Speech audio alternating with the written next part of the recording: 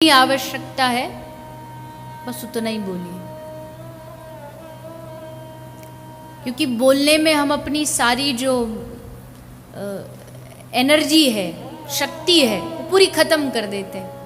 आप कभी भी देखना, जो व्यक्ति कम बोलता है उसके चेहरे पर गंभीरता ज्यादा होगी, उसके चेहरे पर चमक ज्यादा होगी, प्रकाश ज्यादा होगा।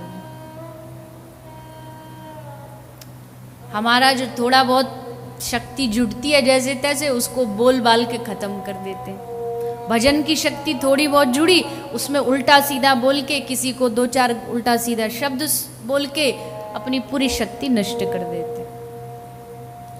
बोलने पर नियंत्रण होना चाहिए, बोलने पर कंट्रोल होना चाहिए। मैं हमेशा कहती हूँ, कम बोलो, समय पर बोलो।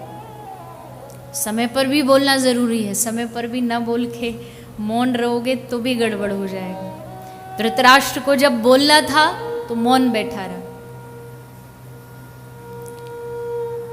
जब बोलना है उस समय मौन रहो तो खतरा है, लेकिन जब नहीं बोला तब भी बक बक बक बक किए जा रहे, क्या लाभ उससे।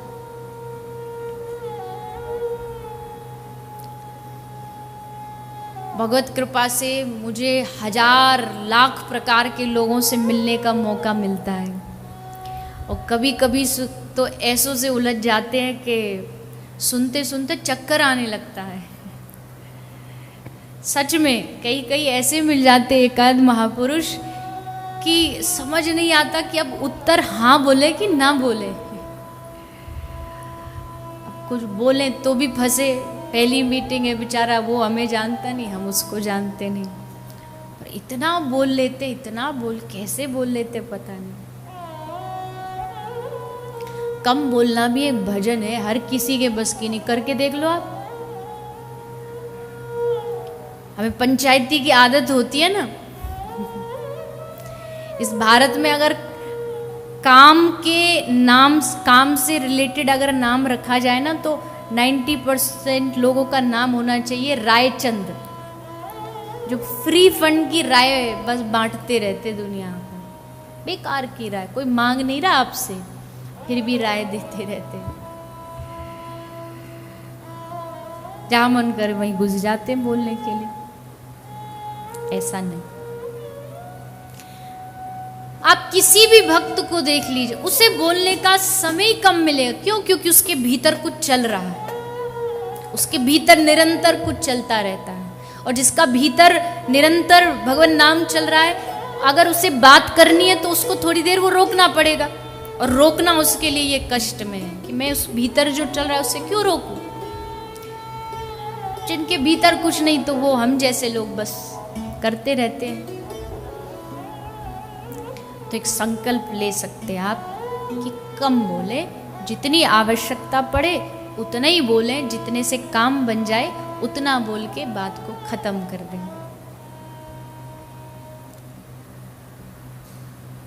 बोले तो उस वाणी में करुणा हो, वाणी में मिठास हो। ऐसा नहीं आप कहीं भी किसी से जो मन चाहा बोल दिया, कड़वा बोल दिया, उसके प्रति गलत बोल दिया। ये साधना बड़ी मुश्किल है, क्योंकि ये जीभ ही है, या तो किसी के दिल में बिठा देगी या किसी बैठे हुए को दिल से निकलवा देगी। इस जीभ में इतनी शक्ति है। शास्त्र कहते हैं, जिसने जीभ को जीत लिया उसने संसार को जीत लिया। दो वजह से हम जीभ से हारते हैं। एक तो यही उल्टा सीधा कड़वी वाणी बोल के, और दूसरा जीभ के रस से हम हार जाते हैं। जीभ कहती आज मुझे ये खाना है, तो हम भागे भागे जाएंगे उसको लेने के लिए, उसको कमाने के लिए। जीभ के रस में जीभ नचाती है, ये लेकर क्या, वो कर, ये बना, ऐसा कर, वैसा कर। इन दोनों जगह से हम जीभ से हार जाते हैं। ये जिव्या बड़ी ठगनी है। इतने बड़े, इतने लंबे 5-6 फुट के शरीर को एक जिव्या है जो किसी से जब मन चाहे पिटवा दे। क्यों, कुछ करना नहीं उसे, वो बोल के खुद तो छुप जाएगी गुफा सी में जा करके, और फिर डंडे पड़ेंगे इस शरीर को। सर्वम जितम जिते रस, जिसने अपनी जिह्वा को जीत लिया उसने सब कुछ जीत लिया। तो पहला नियम, मतलब एक नियम ये भी हो सकता है कि आप कम से कम बोले, जितनी आवश्यकता उतना बोले। और दूसरा नियम क्या ले सकते हो, बताइए, मदद करिए मेरी बताने में। ये तो मेरे विचार है ना, आपके भी तो कुछ हो सकते हैं संकल्प लेने के लिए। कोई तो संकल्प हो ना जीवन में, हरिनाम का ही संकल्प। और हरिनाम से बड़ा संकल्प तो होगा भी क्या, क्या संकल्प हो सकता है नाम से बड़ा, कि हमारे जीवन में नाम भगवान आकर के विराजमान हो जाए।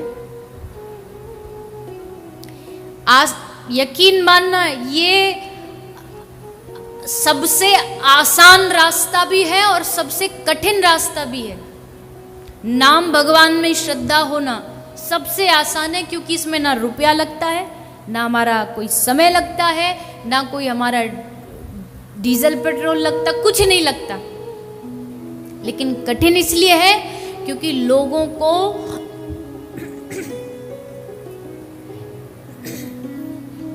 लोगों को 100% नाम में विश्वास ही नहीं जागता। अरे ये भी कोई रास्ता है। अभी मैं आपको कुछ वो बता दूं, इस तारीख को जाके, इस रविवार को जा करके, शनिवार को जा करके फलानी जगह पर अपने घर के बाहर पीपल के पेड़ पर वो लटका देना, तो आप तुरंत कर लोगे। आपको लगे हाँ बड़ा अच्छा रास्ता बताया हमको। जहाँ जब घर से निकलो तो अपने जेब में एक राई का डब्बा ले करके, और मुझे तो पता नहीं ये सब कैसे होता है, पर कुछ भी बता दो तो आपको लगे क्या करना है, बस पैकेट में अपने पॉकेट में धरना ही तो, रख के चले जाओ। लेकिन हरिनाम करना है, ये बात थोड़ी सी समझने में हमें समय लग जाता है, क्योंकि उसमें हमें खुद इस नाम के लिए अपने मन को अभ्यास दिलाना पड़ रहा है कि नाम जपो, नाम जपो, हरे कृष्ण कृष्ण कृष्ण हरे हरे, हरे राम राम राम। ये मन में बैठ जाए, ये जीभ पर बैठ जाए। ये सबसे सरल रास्ता है, पर इस पर विश्वास होना चाहिए, भरोसा होना चाहिए। तो नाम जप का संकल्प ले लीजिए। कई बार लोग आते मिलने के लिए,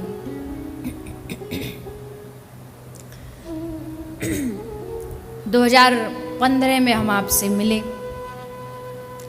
आपको गुरु बनाना है। तो मैंने कहा गुरु बनाना है, तो 2015 में आप मिले तो क्या बात हुई थी? बोले ये बात हुई थी, आपने कहा हरि नाम करो। मैंने कहा करते हो? बोले हाँ करते। कितना करते?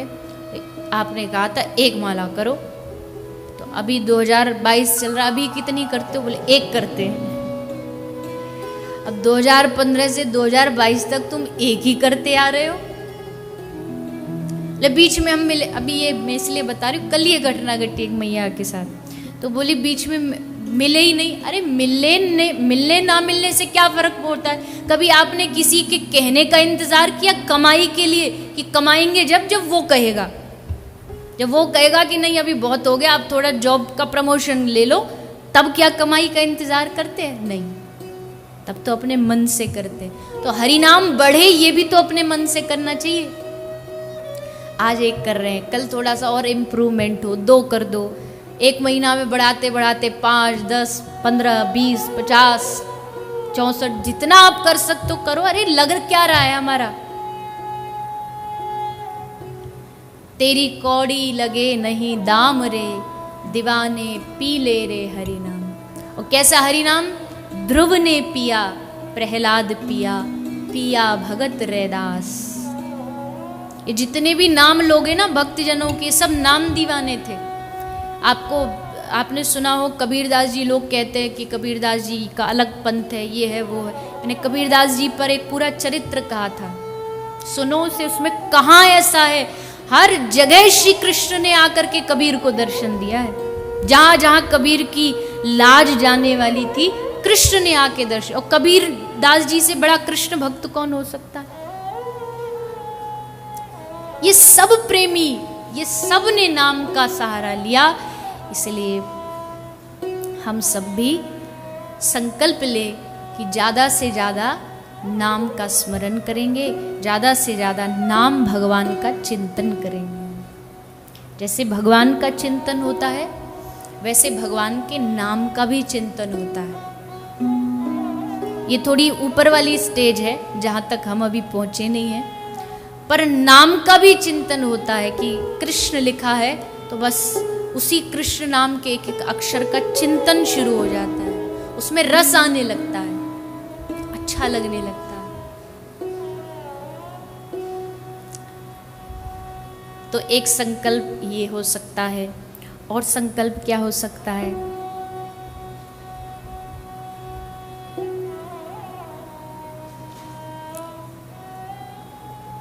बहुत हैं, कितनी गिनती करें इतने हैं। संकल्प ले सकते हो कि अगर जीवन के इतने समय हम दिल्ली, बम्बई, कलकत्ता यहाँ सब रह रहे हैं, तो उसमें से कुछ दिन निकाल के, कुछ समय निकाल के ब्रजवास करेंगे। और ब्रजवास भी पक्का वाला, ये ब्रजवास नहीं होता कोई बढ़िया होटल में आके चकाचक एकदम रह गए, बढ़िया 5 स्टार होटल में रहे, खाना पीना मंगवाया, बढ़िया बढ़िया ऑर्डर करे, बोले हमको तो ब्रज में कुछ आनंद आया ही नहीं, ऐसा ही लगा जैसा हम, कहाँ से आएगा, तुमने ब्रज का आनंद लिया ही नहीं। ब्रज का आनंद तो तब आता है जब ब्रज की यमुना के किनारे किसी माटी में 2-4 घंटे पड़े पड़े माटी की रज को उठा करके उसका दर्शन करो, उसको अपने मस्तिष्क पर लगाओ, अपने हृदय से लगाओ, तब ब्रज का आप महत्व समझोगे। 5 स्टार में क्या महत्व समझोगे ब्रज का?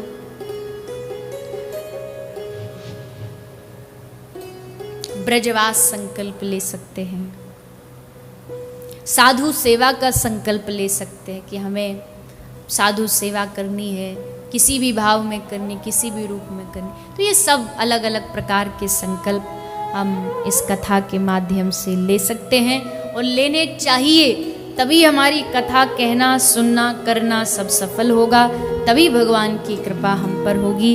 लेकिन ये कृपा भी तभी हो सकती है जब हम भगवान को समर्पित भाव से कथा सुनेंगे, अपने जीवन को श्री ठाकुर जी के चरणों में समर्पित करेंगे।